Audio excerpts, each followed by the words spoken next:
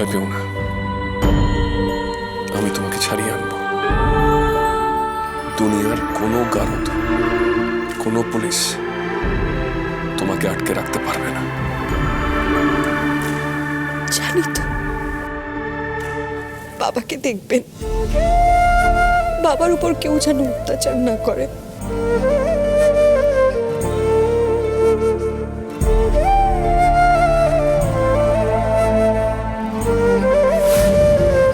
চিন্তা করো না, ভূতনাথ কাকাকে আমি দেখব।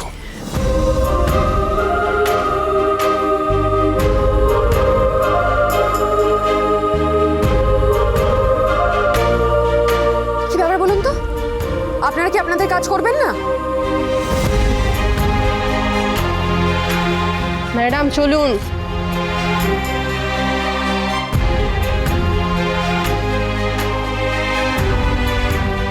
আচ্ছা কি হচ্ছেটা কি? কি দেখছেন চুপচাপ ওখানে দাঁড়িয়ে? খুনের আসামিকে নিয়ে যান এখান থেকে। বিশ্বাস নেই তো এর ওপর কোনো? চলুন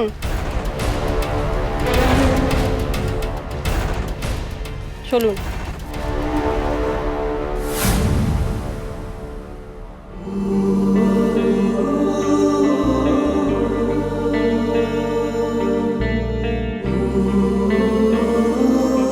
আমি ফিরে আসবো, ঠিক ফিরে আসবো।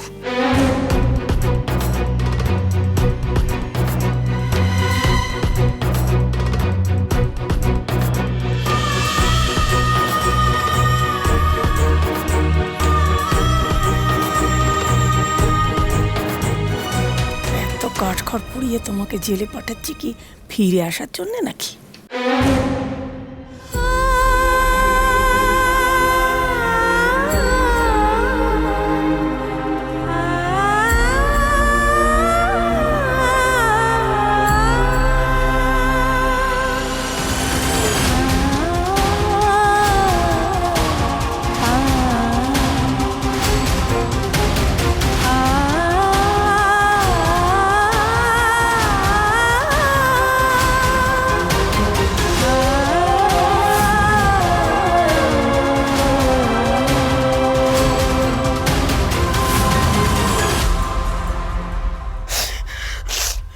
দ্রোণ, এখন আর এখানে এভাবে দাঁড়িয়ে থাকিস না। এক্ষুনি উকিলবাবুকে নিয়ে থানায় যেতে হবে, জামিনটা করাতে হবে তো। ও মা, শুনলে না জামিন অযোগ্য ধারা? এখন কিন্তু মাথা ঠান্ডা রাখতে হবে দ্রোণ। অহেতুক ঝামেলায় জড়িয়ে সময় নষ্ট করিস না। চল। আমার নাতনিটাকে নির্দোষ প্রমাণ করে আপনারা ছাড়িয়ে আনুন। আমি আপনাদের কাছে হাত জোড় করছি, পায়ে পড়ছি। অবশ্যই আনবো ঠাম্মি, আর যারা আসল দোষী তাদেরকেও হাজতবাস করাবো, সে আমার যতই আপনজন হোক না কেন।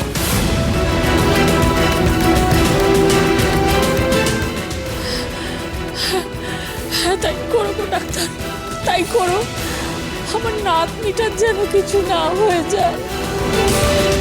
দ্রোণ, আমি যাব না, তুমি থাকো, আমি আর মা যাচ্ছি। দ্রোণ, চিনিকে ফিরিয়ে আনবো পিসি ঠাম্মি, আসল দোষীকে শাস্তি দিয়ে চিনিকে আমি ফিরিয়ে আনবো খুব তাড়াতাড়ি।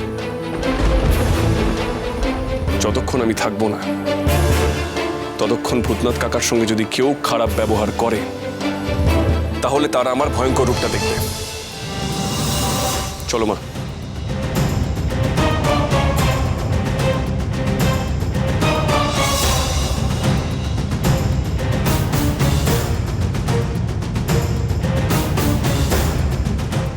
অনেক ধকল গেল, এবারে বিশ্রাম নিতে হবে।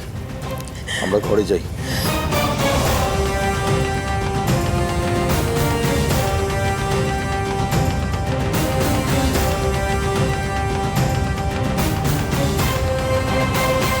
যাবার সময় চিনি বলে গেছে আমার কাজ করে যেতে হবে। কর্তামাকে কিছুতেই চোখের আড়াল হতে দিলে চলবে না।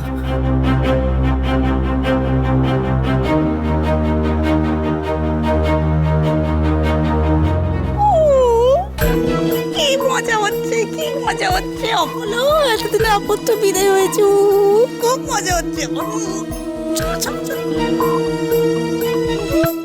ছোট মামু, চিনির কিছু হয়ে যাবে না তো গো? আর দাদা ভাই পারবে তো চিনিকে নির্দোষ প্রমাণ করতে? পারবে, পারবে রে, পারতেই হবে, ওকে পারতেই হবে।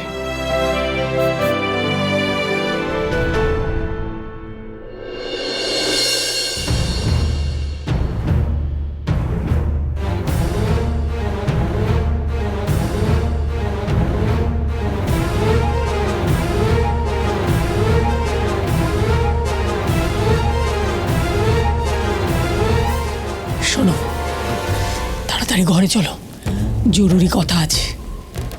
যা হলো তারপরে যত তাড়াতাড়ি সম্ভব ব্যবস্থা নিতে হবে। চলো। হ্যাঁ চলো।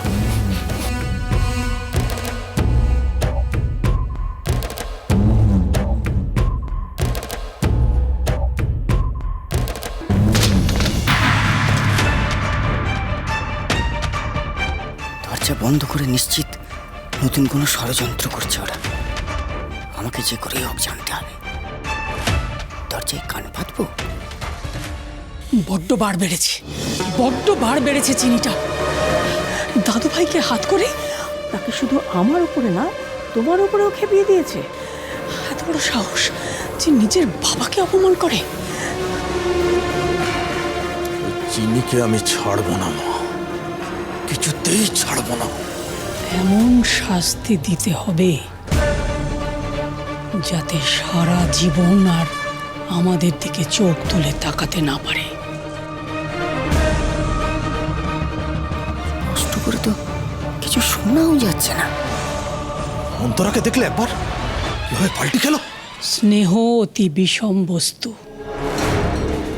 অন্তরার মনে চিনির জন্য মাতৃস্নেহ আবার উতলে উঠেছে। দাদু ভাইকেও দেখলাম তীর্থ। আমার চিন্তা হচ্ছে এবার মা ছেলেতে মিলে চিনিকে ছাড়ানোর জন্য আপ্রাণ চেষ্টা করবে। তাই আমাদের এমন প্রমাণ দাখিল করতে হবে যাতে চিনি আর কোনো দিন গারদের বাইরে পা ফেলতে না পারে। কিন্তু এরকম কি প্রমাণ আছে মা? আলমারিটা খোলো, দেখবে শাড়িগুলো দুটো ভাগে ভাগ করা আছে। পেছনের শাড়িতে নিচে যে শাড়িটা আছে সেটা নিয়ে এসো। এখন আবার শাড়ি দিয়ে কি করবে তুমি? এত কথা না বলে যেটা বলছি সেটা করো, যাও।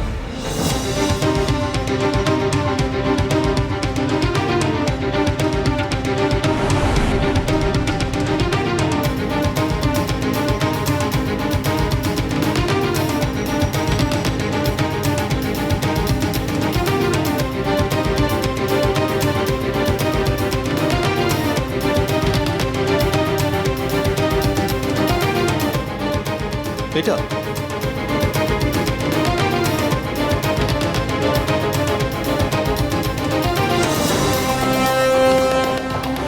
এটা আবার কি? এটা সেই ডিভোর্স পেপার যেটাতে চিনি সই করেছিল। না তো এটা দিয়ে কি হবে? এতে যে সইটা আছে সেটা কাজে লাগবে। চিনিকে দিয়ে একটা স্বীকারোক্তি লেখাতে হবে তার অপরাধের। তার নিচে এই সইটা বসাতে হবে। কে পারবে না? এ তো আমার বাঁ হাতের খেল মা। বেশ, তাহলে যাও, যত তাড়াতাড়ি পারো কাজটা সেরে ফেলো। যাও।